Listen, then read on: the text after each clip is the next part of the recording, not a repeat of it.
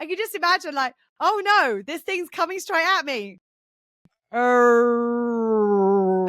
sort of thing. And it's like,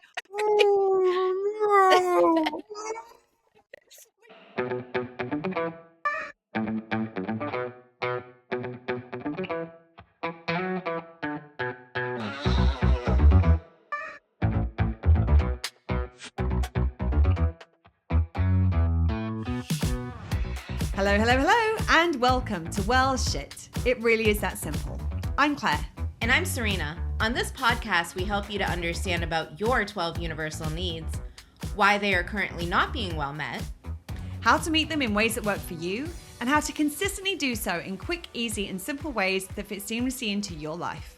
We'll also help you to understand how doing so will have a positive ripple effect in literally every area of your life. If you like what you hear, come and join the conversation in our Facebook group. And enjoy the show. Hello, hello, hello. Hey, everyone. It's the end of Fantasy Fest week. Yay!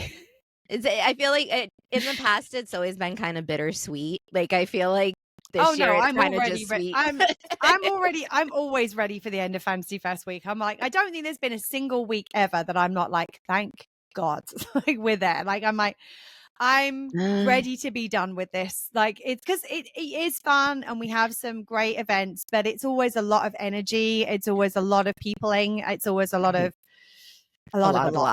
Yes. And I think it's interesting because you said that. I'm like, actually, yeah, if I drop into where I am, like that Sunday when Fantasy Fest, like if I do like everything up through the parade, like after that parade, it's like done.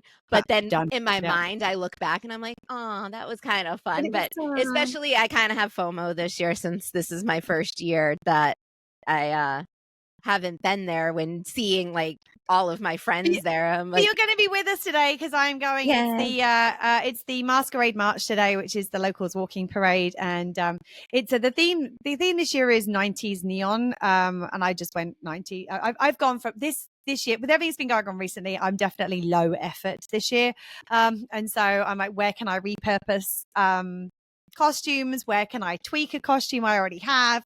So I did the very gay zombie for the very gay mother's bike ride, the zombie bike ride. I already have my Alice in Wonderland costume from Serena's birthday party that she threw for me, a surprise on birthday party a few years ago. And then a couple of years ago we were Care Bears, so I'm going to be a Care Bear again today. So you'll be with us in spirit still. I love that you're wearing that costume again. It actually it won the contest that year that we did it, but that was I think that's probably like one of my favorite Fantasy Fest costumes I created. We had an entire Care Bear family, like the tummies lit up, like it's well, I am excited that I get to kind of And Serena was like, at one point she was like, do you want to be Care Bears? I'm like, only if our tummies light up. She was like, done. So yes, we have light up tummies, we have all the things, and of course I'm going to bring some bubbles with me because why the hell wouldn't I? Like I don't think that there is a moment in my life at the moment that exists that isn't surrounded by bubbles. How can you Care Bear stare without bubbles? Right. But we're not talking about bubbles. We're not talking about Care Bears. We're not talking about Fantasy Fest today still. Today we're actually talking about, I just realized we'd said on previous ones, we're not talking about Fantasy Fest. So today we're talking about something that I think people often say as a compliment without realizing what they're actually saying. And there's a couple of variations of this we're going to talk about today. But the kind of hub of it is, you're so strong. And with everything that I've had going on over the last month and a bit, I have lost count of the number of people who have said to me, oh, but you're a strong girl, or you're a strong woman, or but you're so strong. And I'm like, that's not inaccurate. Yes, I am. How do we know that? You've had to deal with a lot of fucking shit. And that's the thing, is that like I mean, for a start, I don't want to be strong anymore. I'm so over being strong. I can do it. Yes, I can do it. But do I want to? No. I'd like to be like sleepy. Like I want to take naps. Like I want to be in that like the space where I can, and that's what I'm like intending to do, not falling asleep when I want to be doing something else. I mean, I always, and not that I always feel sleepy, but I feel like adulting, like you hit a certain point and it's like you're just going to be tired from here on Yes. out. But like yeah, like being strong's a lot of work. Like it's a lot of work. But and as I said, like how do we know that? The reason we know that somebody is strong is because they've had to be. Like you don't see somebody's strength if everything's sunshine and rainbows all the time. You see somebody's strength when shit hits the fan. Again and again and again and again. Like that's how, like, yeah, you can be strong in the moment, but when someone tells you you're a strong person, that's because they've seen you be strong over and over and over and over again. And I know that people, as I said, I don't believe there is any malice with what has been said to me. I don't believe that like people they mean it as a compliment. They do. They mean it as a compliment. But I don't want to be strong anymore. I mean, yes, can be. Yes, queen of coping. Thank God for what we do, because I do not know how I would still be functioning if it wasn't for what we do. But still, and I don't think people think when they say it, how do I know this is a strong person? Why do I know this is a strong person? You don't walk up to somebody and be like, wow, you've had a lot of trauma. Like it's almost saying the same. Yes. It's almost saying the same thing. And like never in a situation. I mean, actually, we acknowledge the amount of trauma we have had to experience to get to where we are. So for us, it's actually a little bit of a different dialogue. But the average person, I'm not going to go up and be like, wow, life's been pretty shitty to you. Keep on going. Like, you got this. Like, you've proved it. Like, and that's the thing. We kind of put it in this, you're so strong, which is like a compliment. And it's like, and what are you actually saying? Well, it's funny. Earlier this week, somebody actually came up to me at the headdress ball and said to me, I never realized you were the one who got run over by the truck on the beach. I was like, yep, that was your legend precedes you. Which they're like, you're famous. I'm like, I think the word you're looking for is notorious. But sure. And it was so funny because, and what they meant was that they thought it was funny because the sand trucks don't move particularly fast, and they didn't realize initially that I'd had noise cancelling headphones on and I was meditating. And they said this person was like, I could just imagine like, oh no, this thing's coming straight at me. Like sort of thing, and it's like, which, without knowing the full context of the story, I can understand why they would think that, because they don't move fast, and if obviously they're very loud, so you imagine you would hear them. So like, it's like, how the hell did that happen? But it was so funny because it was like, it was almost given as a compliment. Oh, I didn't know it was you were the one who got run over by the truck. Like, you're famous. It's I'm like, cool. It's you. I don't know, famous for that. That's not a good thing. That's not a compliment. I mean, it was funny because of like the widest conversation that we had, but it was always like, oh my God, you're the one who got run over by a truck. Can I get a picture with you, please? I'm like, no. I mean, yes, but not because of that. Like that. What? Yes. So all kind of along that similar ilk. And I think that when we focus on somebody's strengths, the challenge is that what you're basically saying to them, like, but you're a strong person. Normally that somebody says that in the context of two different things. Either you're going through the shit right now, or there's shit on the horizon. Mm-hmm. And they don't realize that by saying, oh, you're such a strong person, or but you're such a strong person, what they can actually say is, I'm so sorry for everything you're going through right now. I'm so sorry you're having to deal with this stuff that's coming up. Like, I can only imagine how difficult it is. Is there anything I can do to help? Is there anything I can do to support you? And actually, what's really funny is that, I mean, I love this island so much. I cannot count the number of times in the last week that I've been like riding my bike down one of the streets and I've heard Claire from like wherever it was. And what was very interesting was another person on the island who would also be seen as a strong person and who has also been through similar shit to the stuff that I am currently going through, did one of these moments and like hammered on the brakes and like pulled over. And she came running over to me and she gave me the biggest hug. And she said, I'm so sorry for everything you're going through right now. I just want you to know how much I love you. I'm getting emotional just thinking about it. Because I felt seen in that. And I felt seen in the totality of what I have going on right now, not in the toxic positivity spin on what I have going on right now. And I think that's what it feels like to me. That, but you're so strong feels like I have to look at the silver lining. I have to focus on what's good in the situation. Like, this is happening for a reason, or you've got this, or you're going to be better on the other side of it. None of this is necessarily untrue, but it is one sliver, and it's not the most present sliver right now, given what's going on. And that was the moment where I felt supported. I felt supported because somebody acknowledged what I was going through, said they knew how hard it was, and told me that they loved me. They offered support in that moment. And they said, like, if there's anything you need, just let me know. And it was like, and it's so funny because this is not somebody who's like gone through the program or anything. This is just somebody who's gone through the shit. The same as we have. And so they knew what was actually feel supportive in that moment. And I think a lot of the other people, I'm not saying the other people haven't been through shit. We've all been through different types of shit in our lives. It's a very shitty episode. There's a lot of shit happening in this episode.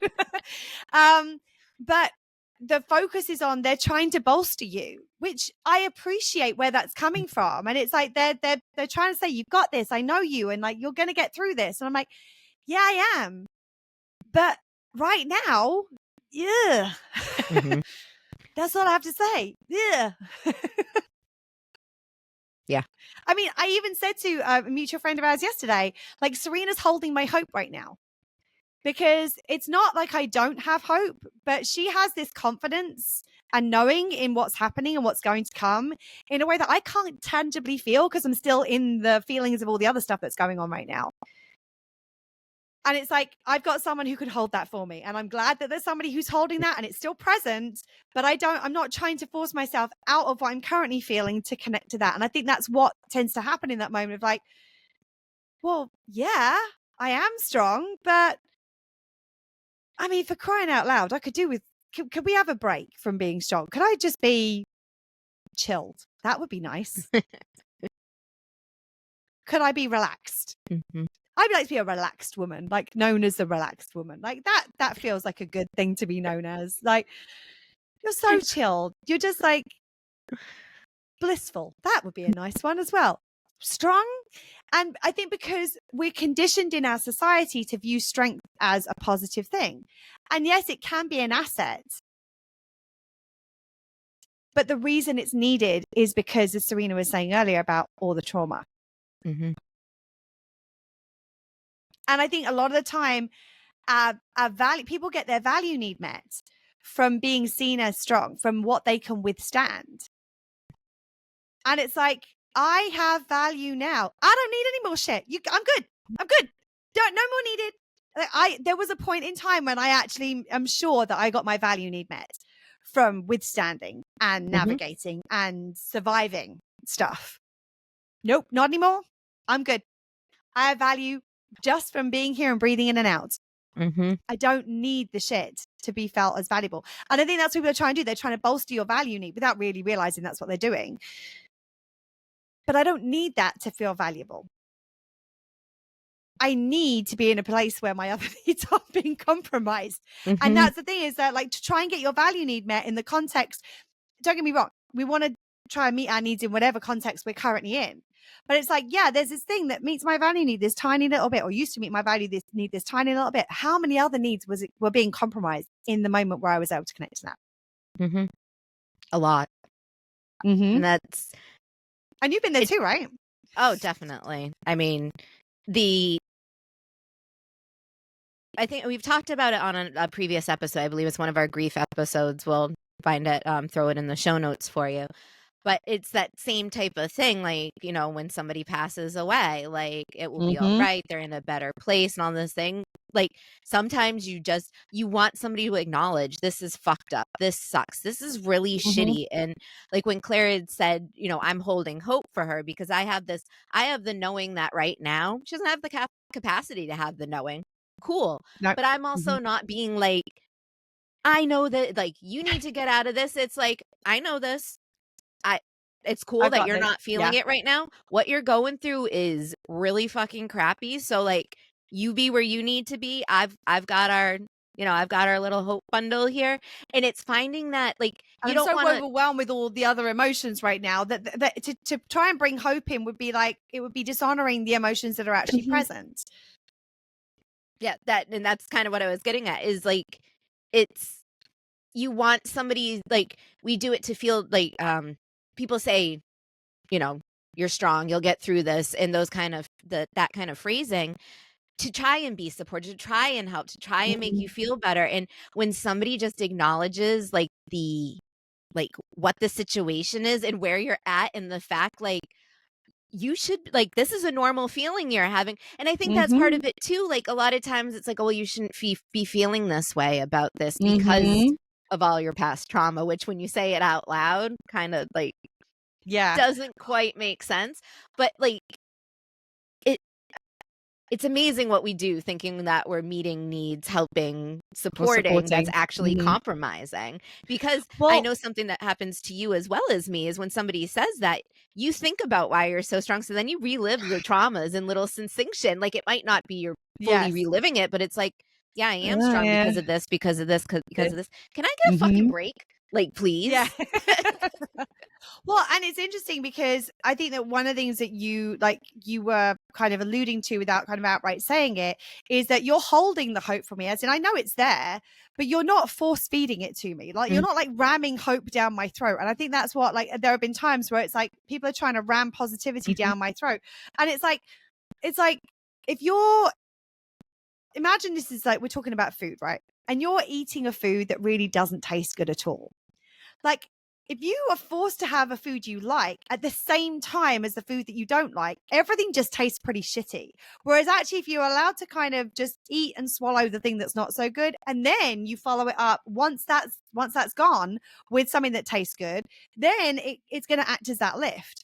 And even like, it's like, it's like there's a great, example around consent with respect to a cup of tea. And I saw a TikTok of somebody, I'd seen this previously, but there was a mother and she was talking to her teenage son about consent.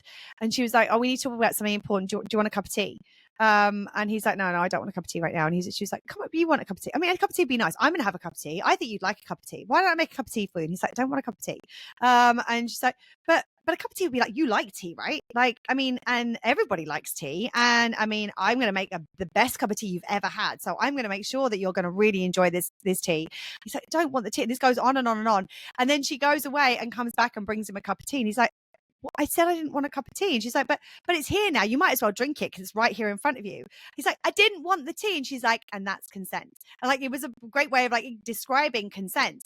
But also, like, I think that there's an element of this, like, even if it's your favorite food in the world, if someone's force feeding it to you at a time when you're not really feeling like it, you're probably not going to enjoy the experience. Even if it's something you would normally like. It's funny. I had this image in my head. Like I'm sitting here with my like Hope ice cream cone. I'm looking at it and I'm like, okay, I mean, it's here when you want it. Like I'll hold on to it. But if I was to sit there and just kind of push that like ice cream cone into Claire's face and it just starts mushing, like that's not helpful. Now we're both messy. Like no one feels good. I like sprinkles, but I got sprinkles up my nose now. I'm choking on them. Like I'm just throwing them at your face and they're sticking. It's true though. And I think that's the thing is that we a lot of the time we're uncomfortable with where somebody else is at. So we try to feel good by trying to make them not be in that uncomfortable space. I'm sure we've talked about the emotional tunnel on a previous episode. If not, we will do an episode on that, but I'm pretty sure we have, where you allow somebody to go through it and then you can get to the other point, the other side of it. And when they're on the other side of it, like, it's like, yeah, am I somebody who's all about hope and gratitude? Yeah. When heartbreak and grief and everything and frustration and anger gone, yeah, I'm down. Like, that's my jam. But you're trying to get me to be happy while I'm pissed. You're trying to get me to be happy while I'm crying, like, because I'm grieving. Like, that's not where I'm at. And I think that there's a couple of pieces to this. The first is that a lot of the time people are uncomfortable with where somebody else is at. So they're trying to change where that person's at so they no longer have to be with the discomfort of the fact that they're in an uncomfortable place. But also, I think that sometimes it is a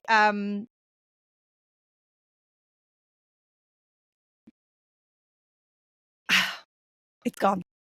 It was there and it almost like flew out of my mouth as I was about to say it. And I'm like, oh, I don't know what I was going to say now.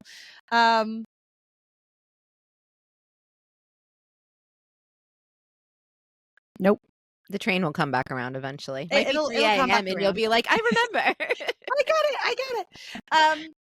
Yeah, so I think that like sometimes it is really this whole like we're not comfortable with where they're at, or like we want to help them. It's like, oh, it'll help them to not be in this place anymore. It'll help them to say something positive. And it's like, and I'm sitting there having sprinkles thrown at my face, and I'm like, I appreciate that you want to help. This is not helping right now. I mean, I'm a big fan of bubbles, but as I was saying the other day, you stick a bubble gun and launch it off in my armpit. It's not that enjoyable experience.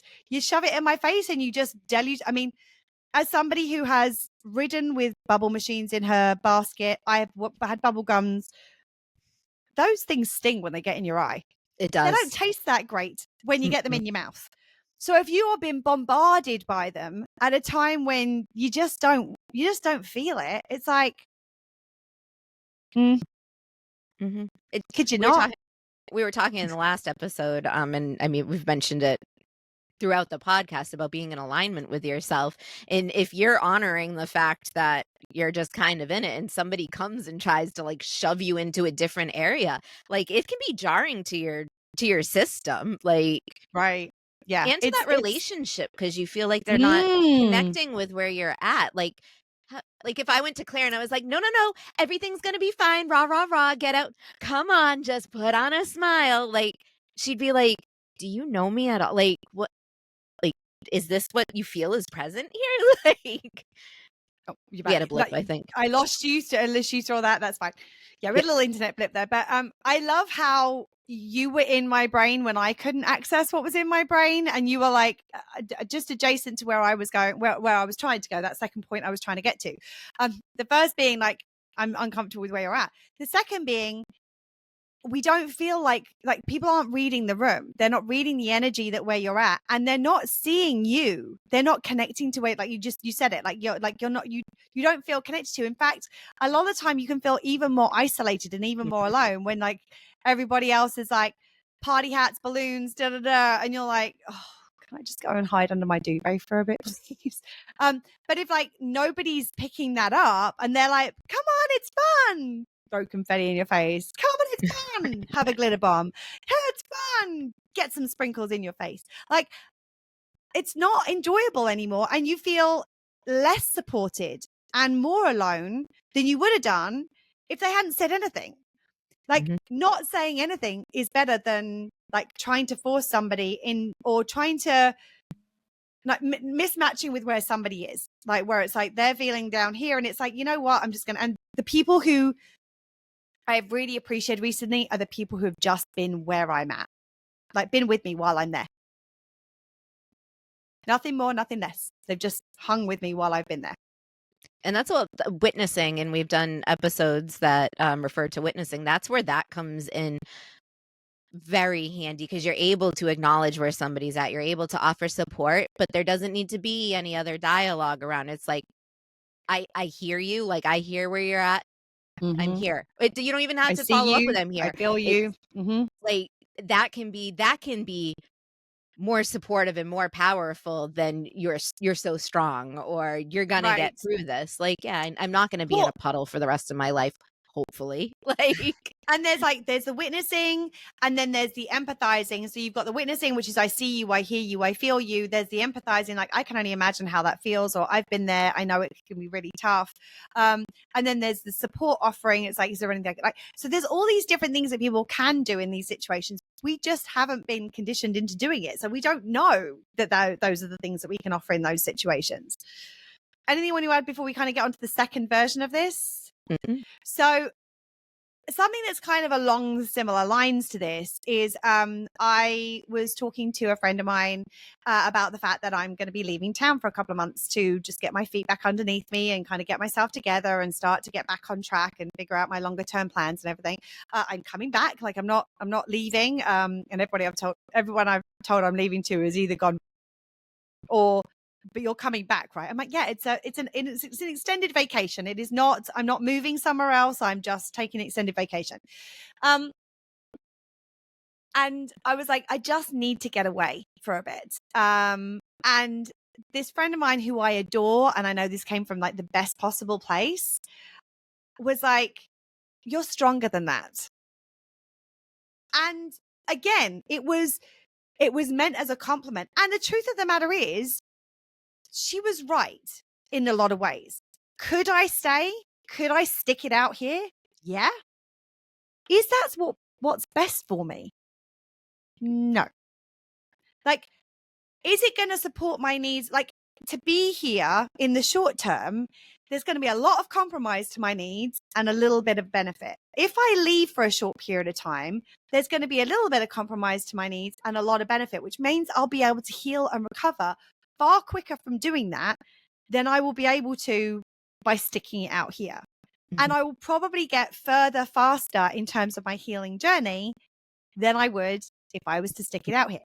You can spend 6 months on an island and be in the same spot 6 months later, or you can leave for 2 months, potentially come back, and then there are 4 more months you're not, you know what I mean, you've processed, right, and you've healed a little further. Mm-hmm. So it's interesting. I actually think you're doing the strong thing by doing mm-hmm. something totally unknown to you to be like, okay, it needs to be different. And this is so mm-hmm. different that like,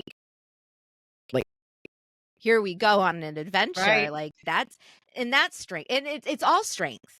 And I think that's the thing, like in that you're separating one strength from another, and it's the different variations. It can be confusing to the being, I think. Like, right. Well, I thought what I was doing was strong. Well, and it's like, I mean, yeah, it takes strength because I'm going to be leaving a lot of my support system. I'm going to other people who are a support system. So it's not like I'm just kind of launching out into the unknown and the abyss by myself. But there's a lot of support here and there's a lot of like the people who've been sad about the fact that I'm leaving for a short while are the people who I love and who want me here and who are going to, and so many people are like, I get it. I've been there. Yeah, sometimes that's what you need to do in order to just get a full breath of air again and be able to exhale and get your feet underneath you and start to feel like you're actually moving forward. And that's what I'm doing. And you're right. It does take strength to do that. It's a different kind of strength. But I think that there's a thing in our culture where we only value strength when it is in the context of pushing, forcing, withstanding. Like that's the strength that is valued and is acknowledged and appreciated, versus the strength it takes to go, actually, I need to dip for a second. And like I had a friend of mine say to me, bad dad joke to one side, like, remember, like wherever you run, you take you with you. Like you could end up in the same boat when you get back, which is kind of funny because I'm going to go and stay on a boat for a couple of months. But I'm like, I'm not running away. I'm giving myself the space. And anybody who knows me knows I'm going to be doing the work while I'm away. Like I'm not going to be like, okay, I'm forgetting my life. I mean, because that's what a lot of people do with Key West. They run away to Key West and then they bring themselves with them. They're like, well, fuck. Mm-hmm. I'm still dealing with everything I was dealing with before. What I'm doing is I'm connecting with and choosing an environment where I'm going to have more resources to be able to heal, to be able to do the work and be able to start moving forward more effectively. And that's a different kind of strength. Mm-hmm. But I think a lot of people see it as running away. And it's like, you could, and again, remember, we've always talked about this with the need stuff. You could do the exact same, that too.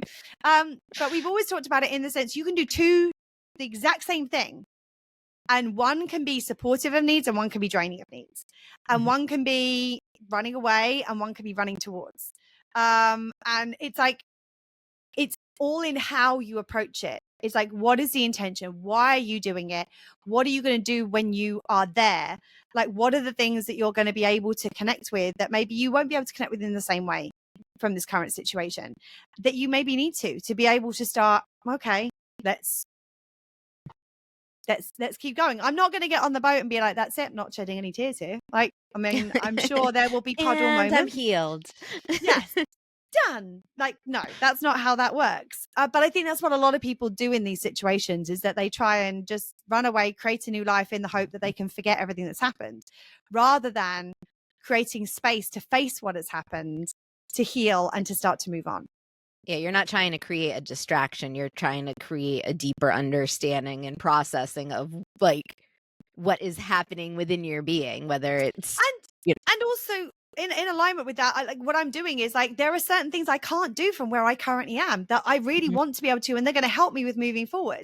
And so that will, like, moving to this different location will allow me to do both of those in conjunction, rather than just be in this and waiting for this to be done and this to be done for me to then get to the next step. Like, I can do more, like I can do more at the same time. And it's like, it's not, as you say, it's not running away. It's creating the mental, physical, emotional, and energetic space that is going to be most supportive of my needs, so that whatever it is that I have to do, whether it is diving into work, whether it is diving into healing, whether it is both in parallel with each other, that I have more capacity to do that. And like you spoke about earlier, when we started talking about that, this kind of phrase, you brought up another instance in which this phrase comes out, which also can be detrimental to needs, right?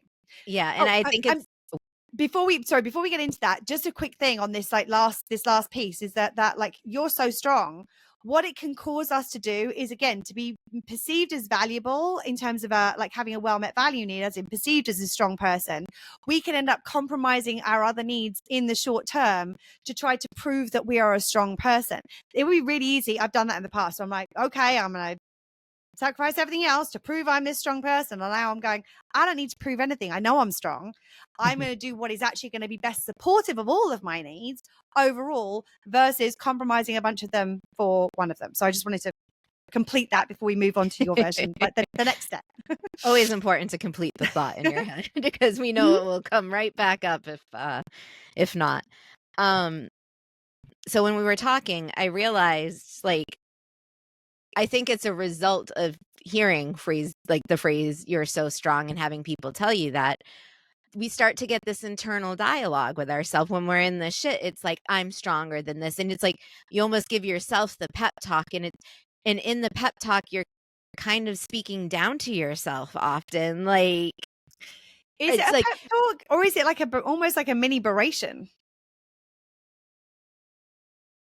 I think it could be either. I think it's the same thing. Yeah. But it's the frame. I mean, it's whether we're attaching to the false positivity or the reality of what it is. But yeah, you are.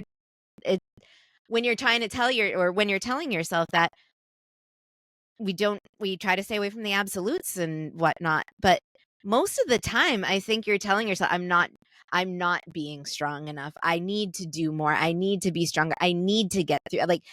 Like it's a, I can't think of the words. Basically, we're doing to ourselves what we just talked about somebody else doing.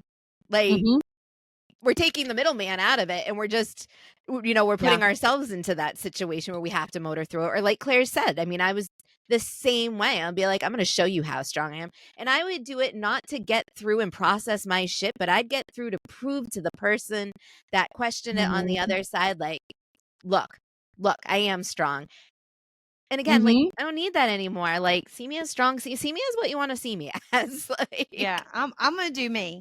And I think the interesting thing about that is, I think that you're stronger than, like, it's interesting because I think that so often when somebody else says that, it's meant as a compliment. It's meant to bolster you and to support you, because they're trying to support your needs without realizing that's what they're trying to do. The interesting thing is, I actually think that when that engages internally, it's the inner critic.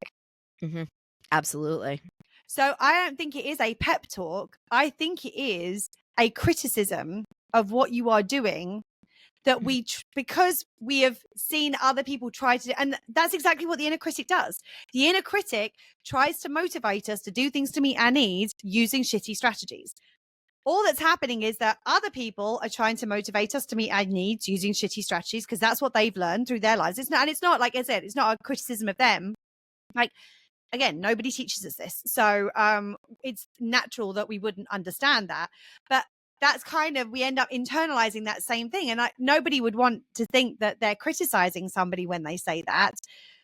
But I think that when we do that to ourselves, that's exactly what we're doing. Mm-hmm. Like, you should be proving you're stronger than this. You should be doing it better. You should be doing it different. You should be doing it X, Y, Z. And it's like, should I really?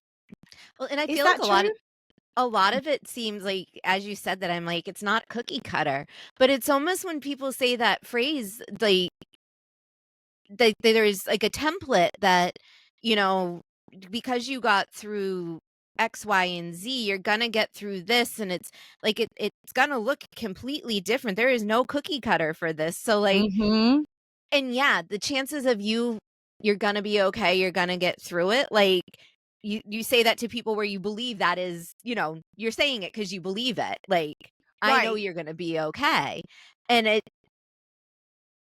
You know, I was okay in this situation. I don't know. Like, I feel like it's kind of for me, it puts kind of a like a speed bump in the process. And I'm like, well, now I have to like figure out what this is and kind of maneuver my way over it. I've got to meet up to your expectation of how I should do this. Mm-hmm. And it's interesting because I'm like, if you were looking at a physical, not necessarily hurdle, but a physical barrier, like journey that somebody had to take. So it's like, if there were like two paths to get to the top of a mountain, and one of them was like this super, super steep, spiky, like rocks and everything. And then there was another one that was kind of a slower climb, and there was food and there was water and there was somewhere to take a rest on the way up.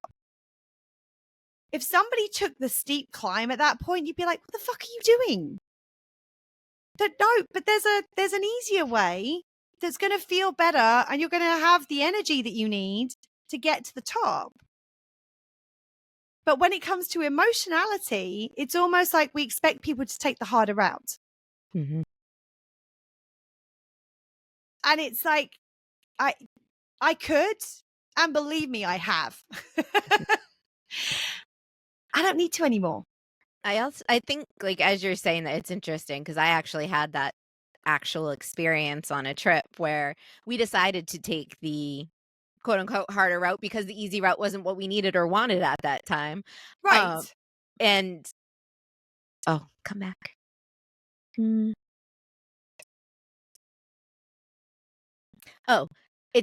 The harder route was essentially the shorter route because we went straight up a mountain instead of doing the switchbacks back and forth.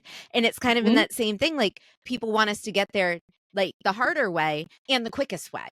So you want it to. Well, the interesting thing is, I agree. Like, it's a bit of a bad analogy, but I actually think that with this route, that, I mean, like, we were talking about the emotionality of it.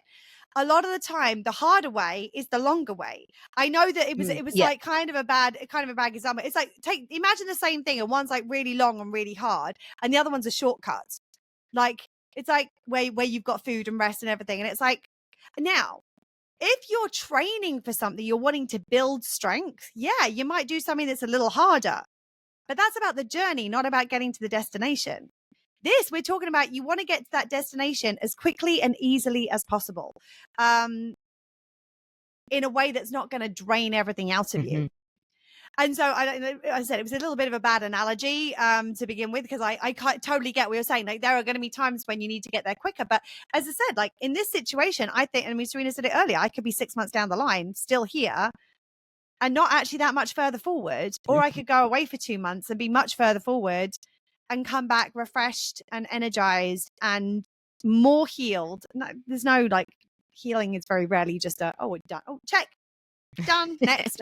Not often. Wouldn't that be nice? Wouldn't it just? But I would be much farther along on the journey and in a better place to make the decisions. Because also I'm going to need to be making some longer term decisions. And making longer term decisions from a place where your entire world is upside down, you don't know which way is up, you don't know how you're feeling like conflicted and jumbled and all that sort of stuff, you may not make the best choices. Whereas actually, if I get my feet back underneath me again and I'm feeling more resourced, I'm probably going to be in a position to make better choices as far as the long term is concerned. So yeah, I said it was maybe a bad metaphor in the moment. But I think that because I think that a lot of the times in these situations, the harder route is the longer one. And as I said, this is not to say, I don't want anybody listening to this go, oh my God, I said that to somebody. I'm an awful person. Like, don't take this and jump on that shame spiral. If you haven't listened to the Guilt and Shame series, go and listen to it. There's a difference. But the interesting thing is that there was two things to it. The first thing is, if you learn this now, if you didn't know it before, one, you can make better choices going forward. You can be more supportive going forward. Because the truth of the matter is, it may be that different people need different things at that point in their journey. So you can be like, okay, what do you want from me? Do you want to vent? Do you want me to kind of build you up? Do you want me to just acknowledge where you're at? Like, what would feel best to you right now? Let them tell you what's going to be most supportive. And then, so not only can you do better going forward, but also you can go back to somebody who you maybe weren't as supportive as you would have liked to have been at the time and be like, I realize now that might not have been the compliment that I intended it to be. And I just wanted to apologize if that hit you sideways and just let you know I'm here and I see you and I see everything that you've gone through. And I'm so sorry for everything that's been happening.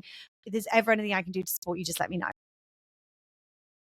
It's possible to go back and rectify those moments. I mean, I did one, I remember, and this was a slightly different situation where I behaved from a place of privilege. And we're talking, it was like 15 years later, and I remembered it. And I went back, and it was a friend I was still friends with. And I went back to that friend and I was like, hey, here's the thing. I've learned this. I've seen this. I can see what I was doing. I'm so sorry. Here's what I'm going to do. Went through the apology blueprint. And part of me was like a little concerned that she was going to be like, I don't even remember that moment in time. What are you talking about? Or that was 15 years ago. Have you not moved on? But that's not what happened. She remembered it vividly. And she said to me that there is a part of her that has been waiting to hear that apology, that has needed that for her healing process for 15 years. And she didn't even realize it. She didn't know she needed it until she got it. And our friendship is now closer than it's ever been. So it's like, it's okay to go back. And I think that's true with all of the stuff that we share on this podcast. Like, don't use these things as ways to kind of berate yourself for the things that you haven't done in the past. Take this and learn how to move further forward in the future, how to improve how you support people in the future, and use it if it feels right to make amends for and heal things that have happened in the past. And if you see somebody who's gone, just because you like, obviously we're doing a podcast on it, we're aware of this kind of, verbiage and the usage of it. And there are times I'll catch myself because I go back to that conditioning, and it's like, if some of my other needs aren't met and, I like, there's other things going on, I'll say it. And then I'm just like, sometimes I won't catch it. Sometimes I'll go back depending on the situation and be like, all right, let's redo this. And and sometimes there's a lot of different ways it can happen, but I just like to really remind our listeners that we're okay to make mistakes. It's okay to make mistakes, and conditioning is so strong and it's so ingrained in us. We can do endless work and something can trigger our conditioning, and all of a sudden we're like, you're stronger than put it all back in. Damn it, it's already out. Now what do we do with it now that it's out? Yes. And I think it's the thing is that when you start, if you start noticing this situation, and you notice your discomfort because they're not in the best place, or you notice that you want to find yourself saying that, there may be times when actually somebody wants building up. They want reminding of their strengths. That's okay. Check in with them. And the most important thing as a starting point to any situation is to acknowledge. Acknowledge where they're at, acknowledge what they're going through, acknowledge how they must be feeling. From there, they're going to feel seen and feel validated in what's going on in their lives. And from there, they may then want something different. Like there's going to become a point in time where I'm going to be like, hey, Serena, you know that little hope package you've been hanging on to? Let's bust that puppy open. Like it's time. Like, and it's like, so there's going to come a point where that's appropriate.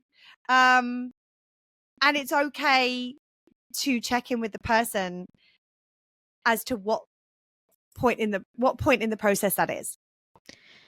I think that's really important because a lot of people wouldn't think like when we support, we want to be the full support package. So I'm going to come in, knowing what the support should look like. And I'm not going to ask because this is what the support should look like. But asking, and like there have been situations, it's still something that I don't find myself doing as often as I probably could be doing.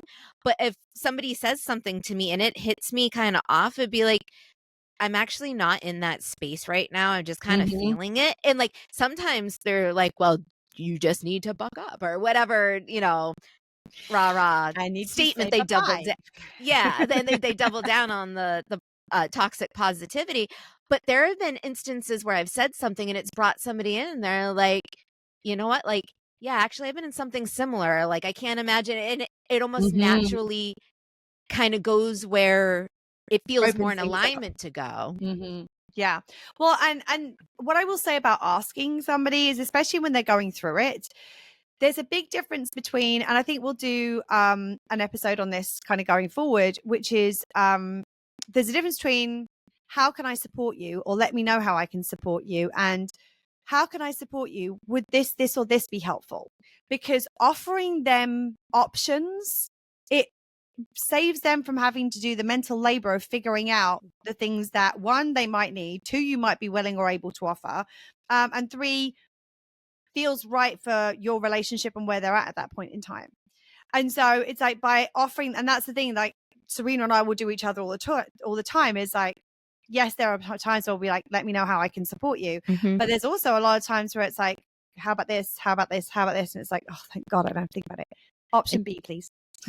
And you're actually being supported because, and especially where our needs are met, we're not doing it to meet the needs of, each other.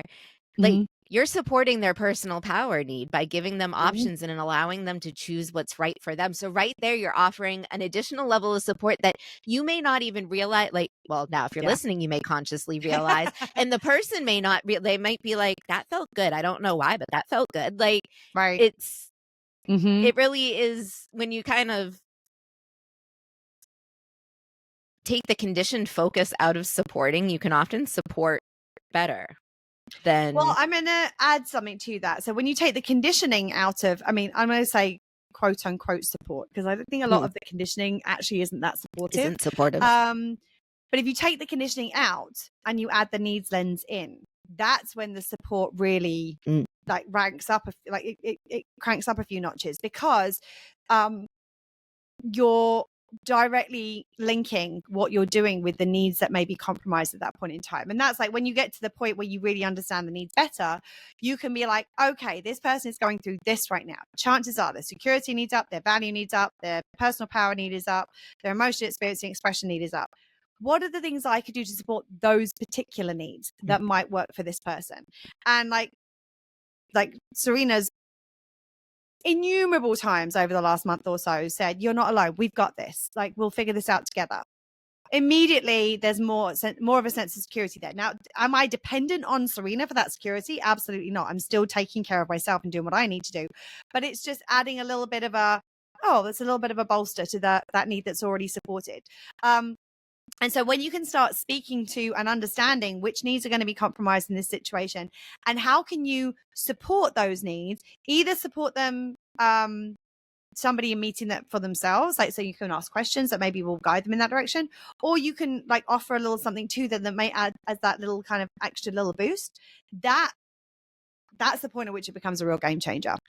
I'm going to add another. I think there's a third thing in there, which is you'll also, if you're putting the needs lens on the situation, you're going to be more aware of what might trigger like the negatively impact the needs. And you can avoid doing that. Like the amount of times where I go to do something, I'm like, oh, wait a minute. Like I'm not thinking of how it's going to meet somebody's needs, but I drop in for a second. I'm like, ooh, that might actually like negatively impact them and, start a shame spiral or whatever it is. So like really the needs lens can, I mean, I think it should just come like when you enter the world, it's like, here's your needs lens, put it on. It's like a pair of funky glasses that they get to put on, like from the moment you're born. Here, needs lens, this will help. Trust me. And boy, will it. And we don't get given those glasses at birth. So we're offering them to you now. Like here's an opportunity and you get to choose to put them on. And once you do that, it's like, oh, and you see everything clearer. You see yourself clearer. You see other people clearer. You see relationship dynamics clearer. Everything becomes so much clearer when you put those little needs lenses on. Anything you want to add before we finish up today? No, I think I'm good.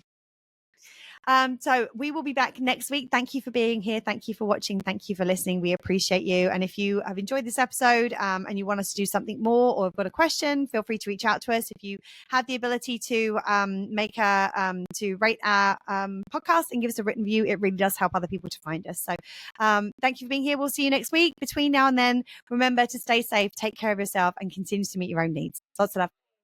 Bye. Bye, friends. That's it for today. If you like what you heard, please subscribe, rate, and give us a written review, as it will help more people find us. And remember, telling somebody they're strong isn't always the compliment that you think it is, and there are often much better ways to support somebody when they're going through it. Well, shit. It really is that simple.